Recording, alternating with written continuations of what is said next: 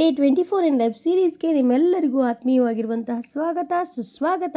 ಹೇಗಿದ್ದೀರಾ ಎಲ್ಲರೂ? ಐವತ್ತು ಚೆನ್ನಾಗಿದ್ದೀರಾ ಅಂತೇಳಿ ಭಾವಿಸ್ಕೊಳ್ತಾ ಬನ್ನಿ 24ನೇ ದಿನದ ವ್ಲಾಗನ್ನು ಸ್ಟಾರ್ಟ್ ಮಾಡೋಣ. ನಾನಿವತ್ತು ಡ್ಯೂಟಿಗೆ ಹೊರಡ್ತಾ ಇರುವಂಥದ್ದು. ಬಟ್ ಡ್ಯೂಟಿಗೆ ಹೋಗೋ ಆನ್ ದ ವೇರಲ್ಲಿ ನಂಗೊಂದು ಕಾಲ್ ಬಂತು, ಆದಷ್ಟು ಬೇಗ ಹಾಸ್ಪಿಟ್ಲಿಗೆ ಬಾ ಅಂತೇಳಿ. ಸೊ ಹಾಗಾಗಿ ಹಾಸ್ಪಿಟ್ಲಿಗೆ ಬಂದೆ. ಯಾರಿಗೆ ಏನಾಗಿದೆ ಬನ್ನಿ ತೋರಿಸ್ತೀನಿ.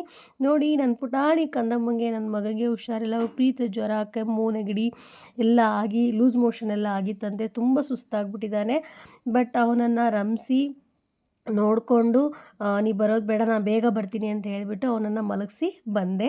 ಸೊ ಬಂದು ಡ್ಯೂಟಿ ಮುಗಿಸ್ಕೊಂಡು ತಿರ್ಗಾ ಸಾಯಂಕಾಲ 4 ಗಂಟೆ ಆಗಿತ್ತು. ಮತ್ತೆ ನಮ್ಮ ತಮ್ಮನನ್ನು ಕರ್ಕೊಂಡು ಅವನು ನೋಡ್ಲಿಕ್ಕೆ ಅಂತ ಹೇಳಿ ಬಂದೆ. ಬಾರ ಮಗರ, ಬಾರ ಮಗರಿ,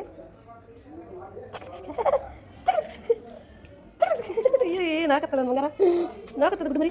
ಏನಪ್ಪ ಕತೆ ಅಂದರೆ, ಅವನಿಗೆ ಜ್ಯೂಸ್ ಬೇಕಾಗಿತ್ತಂತೆ. ಬಟ್ ನಾನು ತಂದಿರಲಿಲ್ಲ. ಅದಕ್ಕೆ ಕೋಪ ಮಾಡ್ಕೊಂಡಿದ್ದ. ಆ್ಯಕ್ಚುಲಿ ಬೆಳಗ್ಗೆ ಹೋಗ್ಬೇಕಾದ್ರೆ ಜ್ಯೂಸ್ ತೊಗೊಂಬರ್ತೀನಿ ಮಲ್ಕೋ ಅಂತ ಹೇಳಿ ಮಲಗಿಸ್ಬಿಟ್ಟು ಹೋಗಿದ್ದೆ.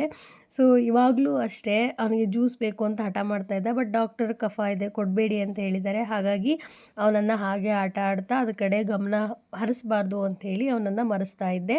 ಸೊ ಅವನ ಜೊತೆ ಮಾತಾಡ್ತಾ ಸ್ವಲ್ಪ ಇವಾಗ ಪರವಾಗಿಲ್ಲ, ಆ್ಯಕ್ಟಿವಾಗಿ ಕಾಣಿಸ್ತಾ ಇದ್ದಾನೆ ಬೆಳಗಿನಿಗಿಂತ.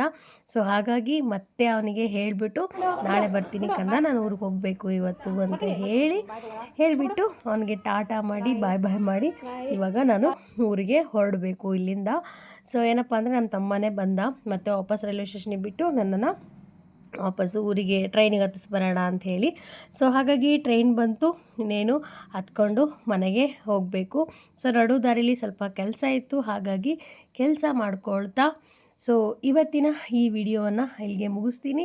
ಮತ್ತು ಇನ್ನಷ್ಟು ಇಂತಹ ವಿಡಿಯೋಗಳೊಂದಿಗೆ ನಿಮ್ಮ ಜೊತೆ ಮತ್ತೆ ಸಿಗ್ತೀನಿ ಅಂತೇಳಿ ಹೇಳ್ತಾ, ಅಲ್ಲಿವರೆಗೂ ನೋಡ್ತಾ ಇರಿ, ಖುಷಿಯಾಗಿರಿ. ಟಾಟಾ, ಬಾಯ್, ಲವ್ ಯು ಆಲ್.